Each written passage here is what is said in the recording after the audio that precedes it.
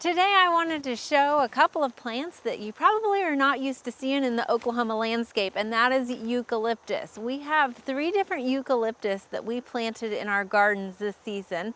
Now, of course, we know that eucalyptus are not native to Oklahoma especially, and they are tropical, but there's no reason why you can't add them into your landscape. So the first one that I want to show with you is this lemon eucalyptus.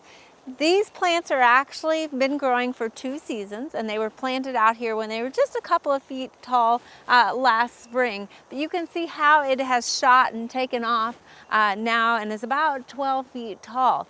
So eucalyptus, when you add it into the landscape, it's nice because it brings in this kind of grayish greenish foliage into your plant palette.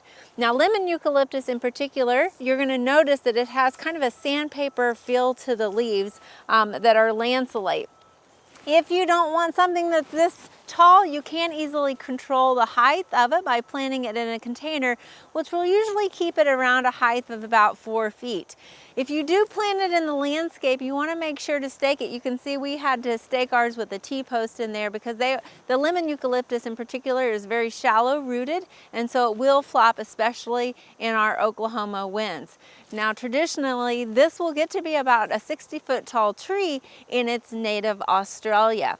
Next to it here, we have another eucalyptus that is a little bit smaller, and I think it's because it got overshadowed by our lemon eucalyptus.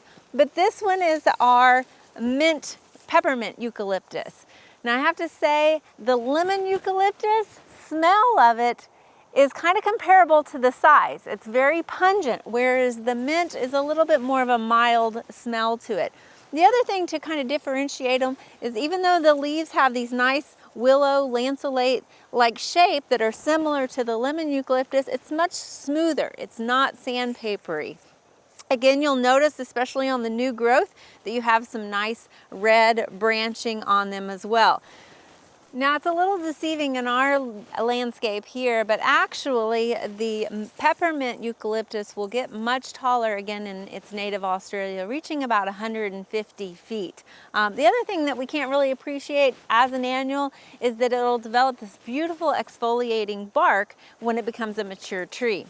Now next to it we have one more eucalyptus that I want to share with you, and this is probably the eucalyptus that you're most familiar with, and far too often we see it as a fake plant in different hobby stores, and this is the silver dollar eucalyptus.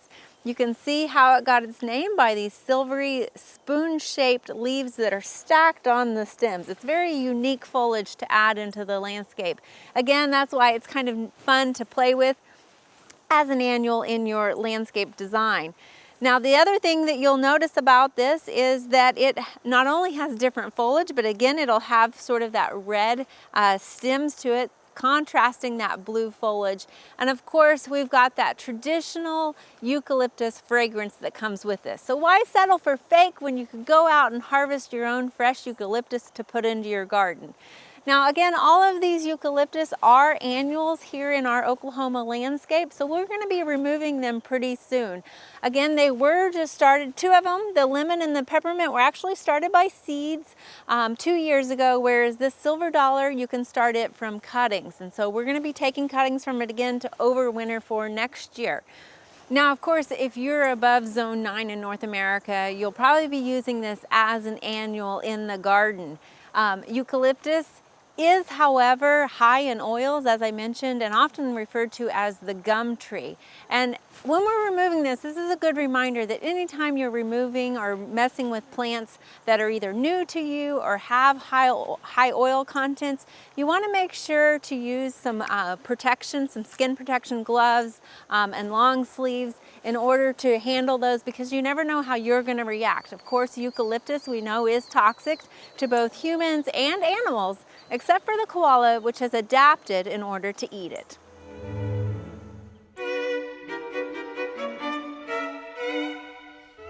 We hope you enjoyed this video as part of our Oklahoma Gardening YouTube channel.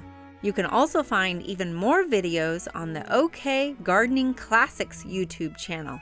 And join us on social media for great gardening tips, photos, and discussion.